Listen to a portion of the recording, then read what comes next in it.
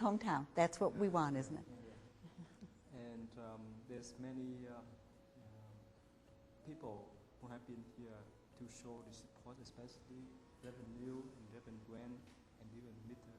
Ren West, the general editor of the Korean Democrats newspaper.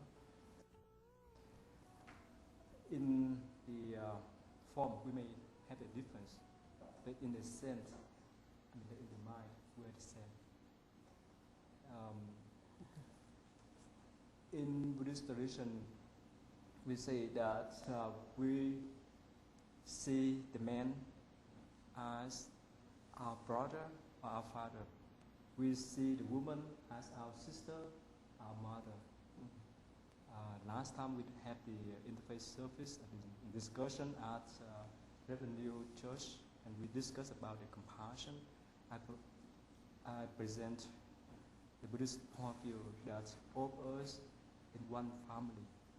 So there's no need for us to have doubts or fight each other, because we are family members. So we need to build up our communication and cooperation, because sometimes we could not understand each other because we lack of communication and we lack of sharing the knowledge and the principle that we practice in Harrison County, but throughout the state of Indiana and the other places too, so that we can know that we are the same. Thank you, thank you, thank you. All right, now I have a technical question here. When he speaks at that... Neil Kent, I'm the pastor at the Corydon Christian Church, Disciples of Christ. I'm Bruce Burton, and I'm a family doctor here in Corydon. I'm Howard Saylor, and I'm the neighbor of Mrs. O'Baddy. My name is Brett Berry. My Dharma name is Tan Tom, and I am a disciple of Tikanga. I'm Joanne Bush, and I'm a neighbor of the O'Bannon Pal. I'm Missy Bush Sawtell, and I'm a neighbor. Sunny Bush Sawtell, I'm a neighbor too. I'm Randy Britton, I'm with the Indiana State Police. Jonathan Swain with Mrs. O'Bannon's office. And I live in Louisville, Kentucky.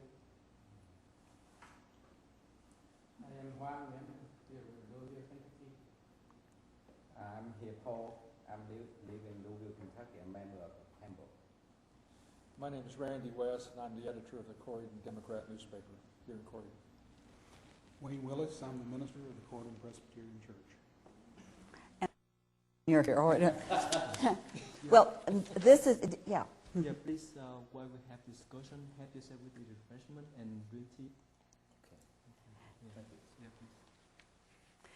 You know, the first cultural question we have is, what do we do with our tea bags? That's a practical thing, isn't it? What is the custom? Actually, somehow we have the mixed custom. You can say that you can take the way that you used to take. So We can leave it in or take it out? Yeah, Okay, all right. Oh, well. I just asked that 10 minutes ago. Oh, did you? All right. If I'd whispered in your ear, I could have found out more discreetly, couldn't I? And we're very fortunate to be meeting here right now. And one of the things that intrigued me the most about you as a gathering group is that you decided early on to talk to each other. And I have a bit of an understanding that a lot of that came from a practice that was among your church, the Presbyterian Church, of that. Would you? Well, after 9/11, when the feelings here in America were so strong and so high against Arabs and Muslims, the Presbyterian Church in the United States hosted a series of listening sessions, and they brought from India, in our case, a Muslim, a Christian, and a Hindu leader who had worked together in India ecumenically. And we saw that opportunity at the Corydon Presbyterian Church and invited them to come and we would host one of the listening sessions. So we sponsored that session, and the day that they came, I think about 25 members of our church came, and about 50 members of the community came. And I think I speak for everyone, all went away feeling that we had made some headway in understanding each other and seeing each other as fellow human beings trying to figure out the right thing to do. And out of that, we thought, since we had some neighbors who were Buddhists, that we would, on our own, host our own listening session just for Buddhists and Christians. So we invited Ting Han Dat and some of his Buddhist disciples to come to our place and speak to a combined adult Sunday school class one Sunday morning. And about 60 members of our church came and sat at their feet and listened to them, and they listened to us. And then we hosted another listening session for the community. And we invited them in, and about 100 people came, about 30 from our church, and about 30 Buddhists, and about 30 from this region. And we introduced it by saying the scriptures say, "Come, let us reason together." So here we are. And we just think that has helped us understand them, and them understand us. And they're our neighbors, and it's our business to be friendly to our new neighbors. Now, how many, Dr. Burt, you found that enlightening, or you learned new things? What were some of the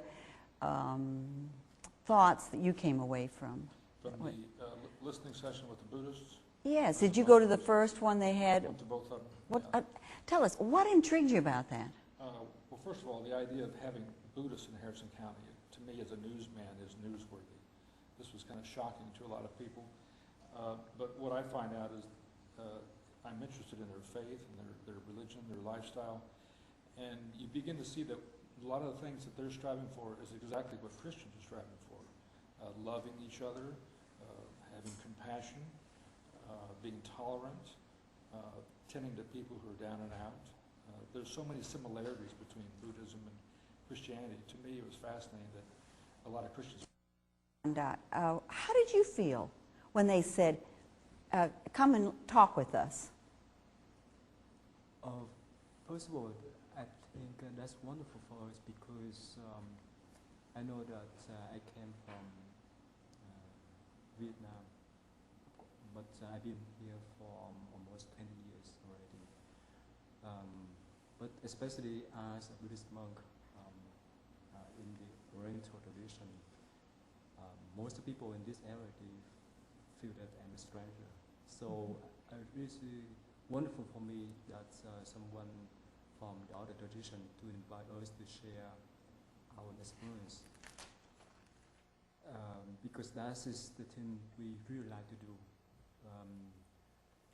to eradicate some kind of doubts and misunderstanding about Buddhism. Because if you read some Buddhist textbooks or study some Buddhist philosophy, you see that throughout more than 25 centuries of Buddhist people, we always live up to the Buddha's teachings. The most important thing. So I mentioned many times as we in Buddhist tradition, we live up with that compassion.